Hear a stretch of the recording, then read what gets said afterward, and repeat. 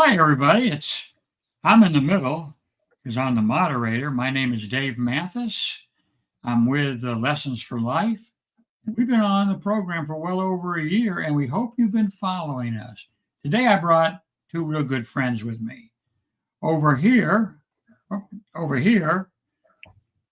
no, that's not it. That's it. Over here. I can't do it. Anyway, the gentleman to my left is Daryl Dexter.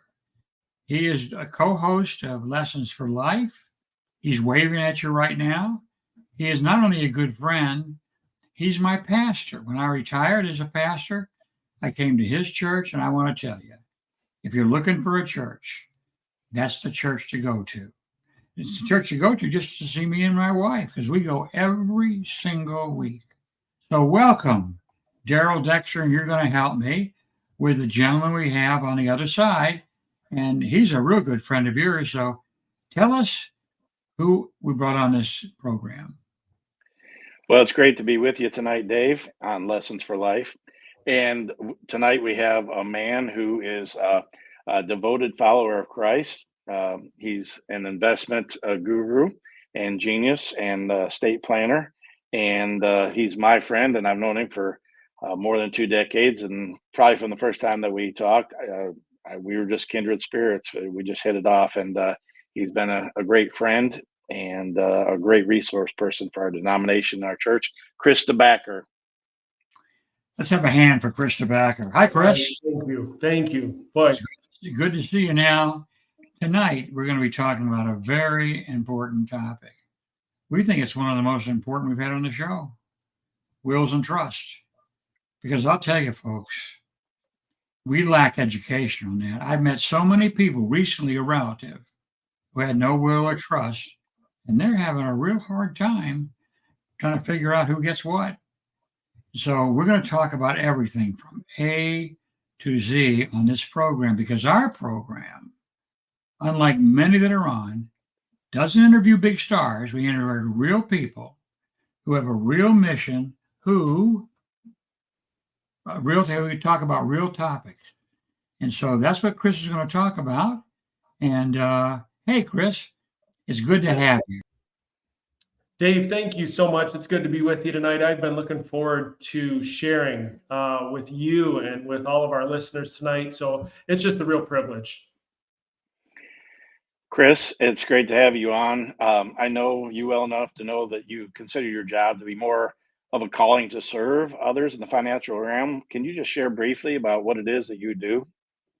Yeah, I have the opportunity every day to sit with people who are very intentional about where their assets would go if they become incapacitated, if they pass away, and help them dream and help them talk about their goals and what their legacy would be when they are no longer here. And so I get to help them put a plan in place that makes those goals, makes those dreams become a reality. And oftentimes it's just making sure that their family is cared for, their children, other family members. And also there's a component that a lot of people like to include in their plans where they're remembering different ministries or charities that they supported during their lifetime. And I think some of the best plans that I get to help people put in place are those that reflect the giving that a person did during their lifetime. So we get to help them put a plan in place that just is almost an inspiration to their family and is like their last testimony, saying, these are the things that were so important to me during my lifetime, and I want you as my family to see this, and here it is in writing. And I think the best plans are ones that actually point their kids to heaven. You know, when you have a component where you're saying, I want to remember these ministries, I think it helps the kids re-examine their lives and helps them see what's really important and why we're here. That is so true. Because when we give to an organization or a church or a ministry, it's because we're passionate about it and it moves us. So what Bible verse are you passionate about that moves you? Yeah, I love Malachi 3:10. That's been my favorite verse for so long, because there's a part of that speaks to the financial side of me, that I'm doing every day. But then there's also these 4 words in this verse that are completely unique in all of Scripture. So Malachi 3:10 says, bring the whole tithes, or bring your whole tithes into the storehouse, that there might be food in my house. And then the next 4 words are awesome, where the Lord says, test me in this. And you don't find that anywhere else in Scripture. And I think you really need to sit up a little straighter and pay attention to that, because that means something. If the Lord is saying, test me here, I think that's pretty significant. And then he says, test me, says the Lord Almighty, and see if I won't throw open the floodgates of heaven and pour out so much blessing, you won't have room enough for it. And I just love that visual of floodgates opening. You know, when floodgates open, the water just doesn't trickle out. The water comes just pouring out. It's overwhelming. And the Lord is saying, if you just give me a tenth, give me a tithe of what is already mine to begin with, but I want you to give me a tithe, and I'm going to just overwhelm you. My floodgates are just going to overwhelm you with so much blessing. And I love the visual of that. I love that promise. I love the uniqueness of that scripture. So that's why that's my favorite verse.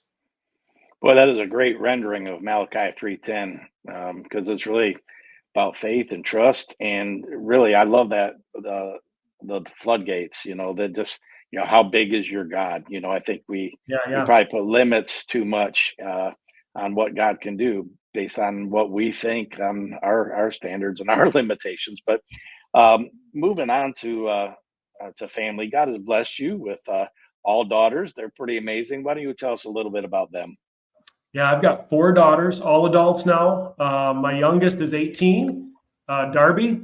She just went off to start her freshman year at Arizona State University. My next oldest daughter is Miley, and she is an ICU nurse at a hospital down in West Palm Beach, Florida. My number 2 daughter is Sophie, and she works for the Walt Disney Company in the entertainment world there. Also does some fashion modeling and is finishing her degree at the University of Arizona. She's 24 years old. And no, actually, I guess I lied to you. I don't know my daughters as well as I should. She's 25. My baby just turned 25. And then my oldest daughter is the children's ministry director at a church in Orlando, Florida. And she will be 27 in a couple weeks, and just got engaged and will be married to a fantastic young man in the months ahead.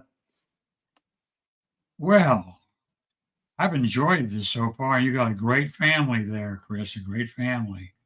But I want to get into the nitty gritty. Mm-hmm. You mind if I start with a story about you? Can I surprise you with a story? Yeah, I'm a little bit nervous, Dave, but you're the moderator. You do what you need to do. We're putting this on the air, so I hope he approves. Your father-in-law, our ex-superintendent, Bill Kreiderman, correct? That's right. Hey, now here's what inspired me so much. His family was really concerned about his death probably 20 years ago. And he came to our church and he told his story. I don't know if you've ever heard it or not, but he was preparing for death and didn't know it. His family was. He went on vacation, and his whole family took these sticky notes and put their names on things when he and his wife died that they wanted to have. That sounds. Have you ever told that story?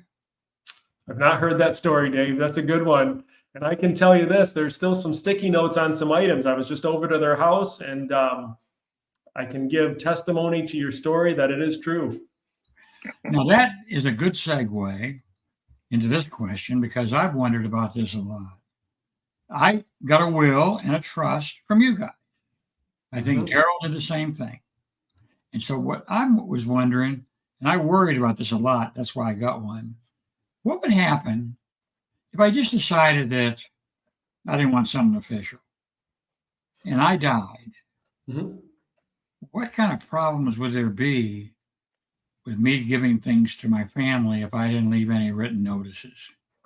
Yeah, well, if there's no written notice, if you just don't have any plan in place, then the court, the court of the state where you reside has a plan for you. And they do that every day, where they will interject themselves into your estate, and they have certain statutes and laws that they will follow. And it will eventually, most likely get to your family. But oftentimes it may not go in the way that you want, or may go to family members that maybe you don't want to receive it, or at a time when they shouldn't receive it. And it's certainly not going to include other special family members or friends or people that you want to remember. Won't include any charities or ministries that may be part of your legacy that you would want to remember. So in essence, you're really giving up control over those assets, and what happens to those, you're giving that control to the court.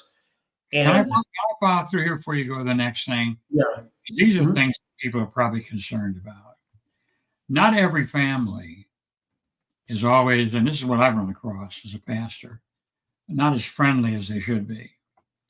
And when somebody dies, everybody wants part of the estate. My family's not like that, but there are many families that I've had in counsel that do that. And if there's nothing written, that ties it up in the courts, doesn't it? yeah. Well, again, the court steps in and they're going to try to determine what you would have wanted. And if you just, even if it's hard for you, a lot of people just have a hard time putting a plan like this in place because they're facing their own mortality and they're forced to deal with this idea that they're not here any longer. But I think if you realize that having a good plan like this ultimately is there to keep family together, right? It eliminates, Dave, what you're talking about, this temptation of a family member doing something they know they're not supposed to do. And if you have it written down, it keeps everybody on the same page and ultimately keeps family relationships together. It keeps people seeing each other at Christmas time and keeps families intact, right? Because that's oftentimes what happens is if there's no written instruction, it's like a free-for-all, the Wild West, and everybody's trying to, jockey for that position or that asset and make their case as to why they feel they are qualified to receive that. So again, having a good plan in place gives you control. Now, my experience with other people, even some of my own family, is that when nobody can decide and there's nothing written, sometimes the house and things just sit there and they decay. And people have them. Is that a common thing or is it uncommon? Well, yeah, if there's no person appointed to care for assets, yeah, everything could get very stagnant. Or another person may say, well, I thought you were going to do that. No, you were going to do that. And then ultimately nothing happens. So I think it's important if you want your goals carried out, like I said, I get to talk to people about what their goals are. If you want to see those become a reality, it's important that you put a person in charge that you trust, that you believe has your best interest at heart and is willing to do this work for you. And without that, like you said, it's going to be less than an ideal situation for you, your family, and your estate. Okay. Yeah, and one. You got a question, I think, Daryl, don't you? Yeah, I just want to jump in and really kind of what Chris is talking about is something that maybe is an okay scenario, but it's not really good enough. There's good, better, and best, and we want really to leave the best situation with our finances and our legacy. I was talking to a relative today at a family reunion, and I said they're about my age, late 50s, early 60s, and I said, do you have a will? No, I don't. And because we were talking about tonight's episode, and so I just really encouraged them to take care of that. And I walked through this process with Chris, and man, it was great. He brought up things that my wife and I hadn't even thought about. And so I'm hoping that there's people listening tonight out there in our audience who don't have a will, don't have a living trust, who are like seriously, thinking about making that happen sooner than later. But for those who are not familiar with that kind of terminology, Chris, can you walk us through the basic differences? I know it's a lot, but could you walk us through like the difference between a will and a trust and why one might be better? Yeah, well, they're both tools. They're both tools, and they're both good in certain situations. But really, when it comes down to it, a last will and testament is a document that's used by our court system, the probate court, to help guide them as they facilitate the transfer of an asset from a deceased person to a living person.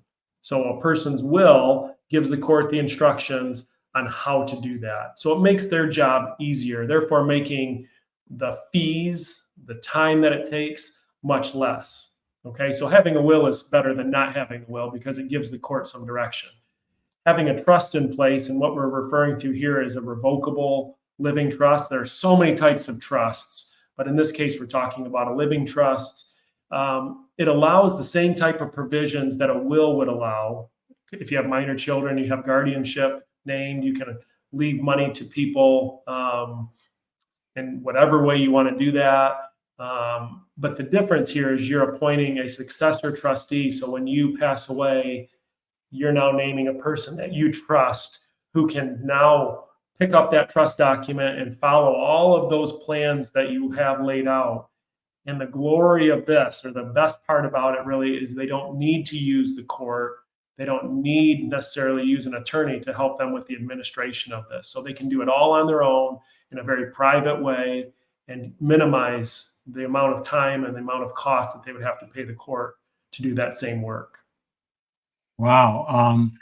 That brings up a kind of problem that my wife and I had when we set up with you.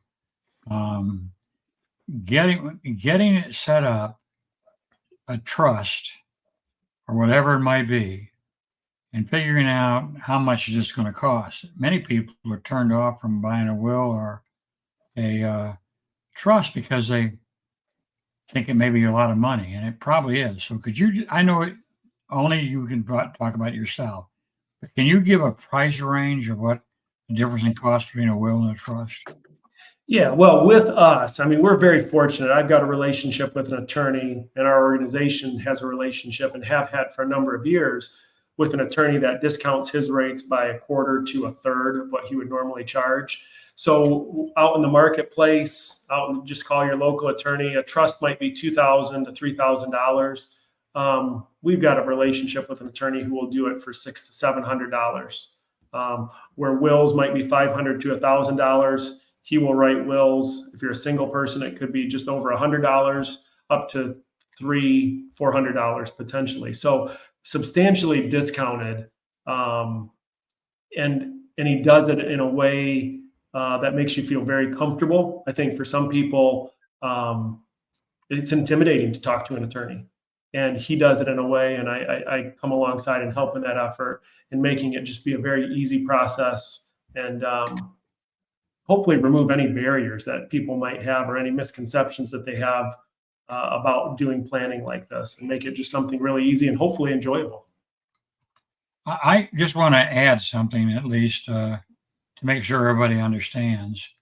What you've been telling us is that the difference between a will and a trust, besides the money, is the fact if you have a will, you still have to go through the courts, which could delay you taking over the property. If you have a trust, you appointed an executive. You have all the things in paper, how you want it split, and you don't have to go through court at all. That person just takes care of it. In our case, it's our oldest son. Mm-hmm. Did I get that right, or did I get it wrong?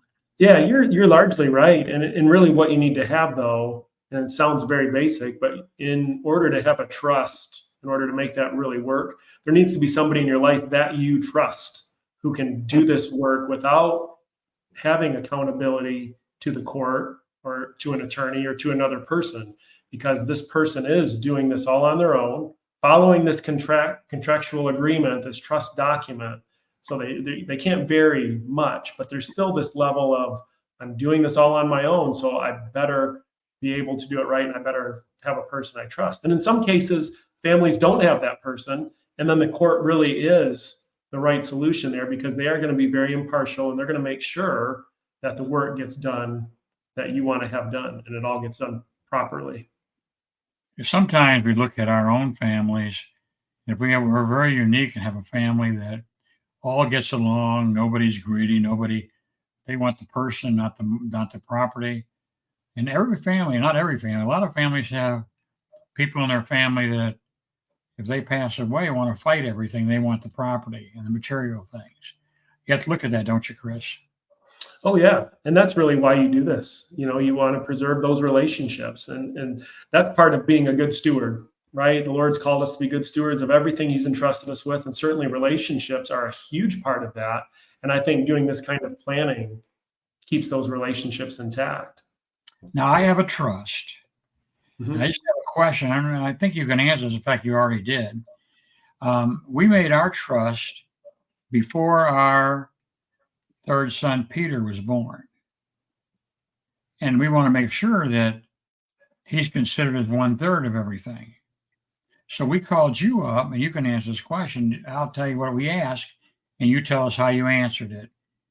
Should we update our trust to include our third son? It's not a will, it's a trust. And your answer is? Well, every life change for each person is different, but I think anytime you have a birth or an adoption, or it could go the other way, it could be a death, a marriage, a divorce, any of those types of big life changes, I think always should trigger a response of saying, how should we change our documents? Or do our documents need to be updated to reflect this change? Oftentimes, a good document written by a good attorney is going to allow for some of those things, like an additional child being born, to automatically be included in a document like this. But every family, every situation is different. And I think when you reach those mile markers in life, good or bad, I think it's always important to begin that conversation and say, how do we change our plan to make sure that our goals are still going to be become a reality? Good answer. And that's what you told me. And we even, because we felt more comfortable with it, had the will part of it that's in the trust. We made an addition because we were going to give money to somebody in a church. So we changed churches. Now I want to give the money to that church. And so you put an addition in, and I think our charge was somewhere around $50 or something. Is that? It's not a lot. Yeah, and we're one option. I mean, the attorney that we have the relationship with is, he's a really good guy, very generous with his time. He's not the only solution. If you have your own attorney, or you have a local attorney, maybe somebody in your church, I don't know that it matters so much who you use, other than just use someone. I think it's important just to do that work.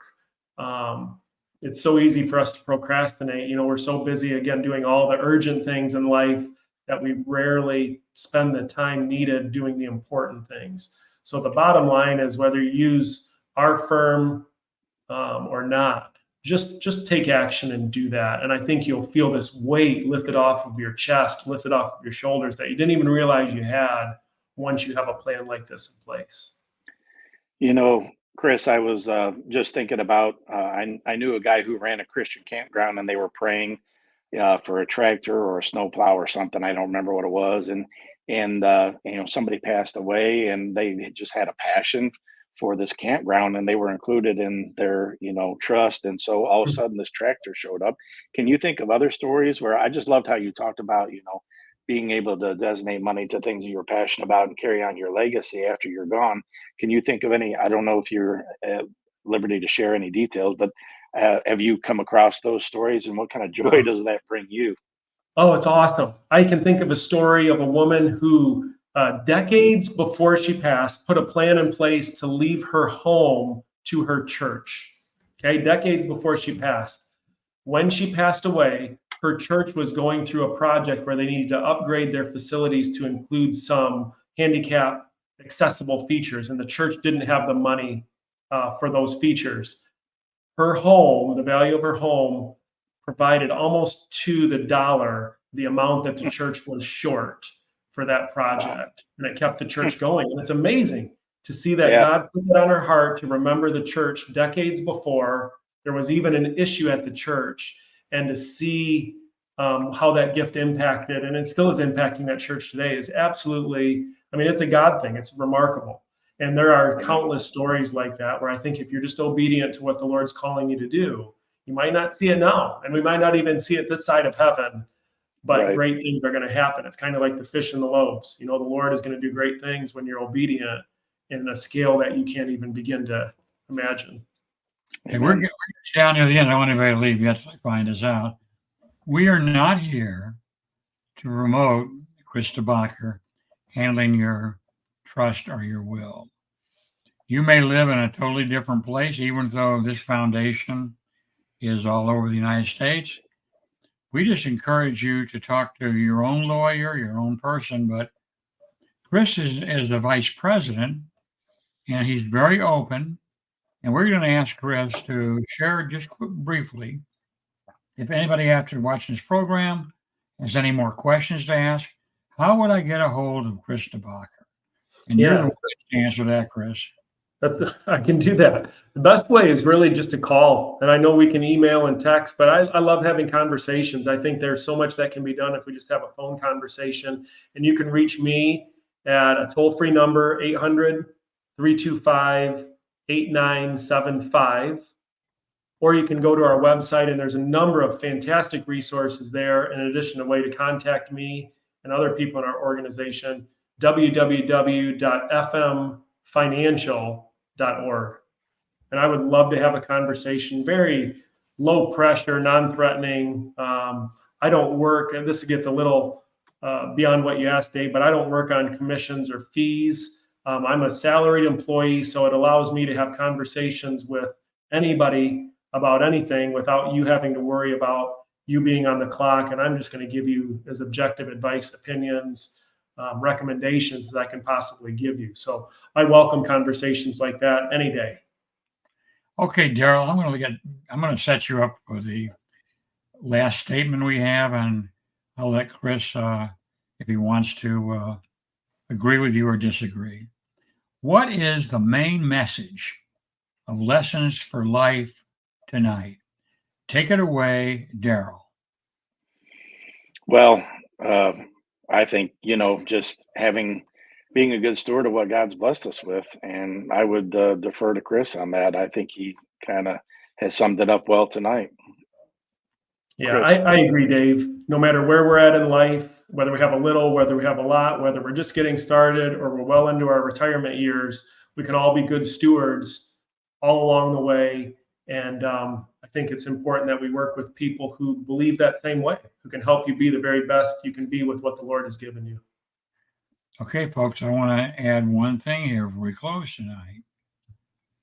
I was shocked as a pastor, and also today, when you announced, Daryl, that we're going to talk about wills and trust, and I simply asked the question, how many of you don't have a will and trust? And your first comment was, Dave, that's awfully personal. But the hands went up everywhere. I mean, that's a lesson for us. And it happened. We had you come out to Living Hope, where I, as a pastor, tons of people set up appointments to talk to Chris. And they're older people that are in the, many of them that raise their hands are in the last stages of it. I'm not saying last stages, but they're no longer 21 years old and getting married. Right. They've raised a family and done all sorts of things. And if you don't have a will or trust, Dave Mathis, Daryl, and I think you say the same thing, get working on a will and a trust. Don't leave this world causing problems with all your relatives. Is that a good way of putting it, Chris? I love it, Dave. You said it well. You said it best. Good. I worked on that all day. It was the best thing I could do. Okay, we're ready to say good night to you and God bless. And we hope you keep walking and talking and sharing what's on Lessons for Life. We're going to wave goodbye to you, and we hope to see you again next week. Bye, everybody.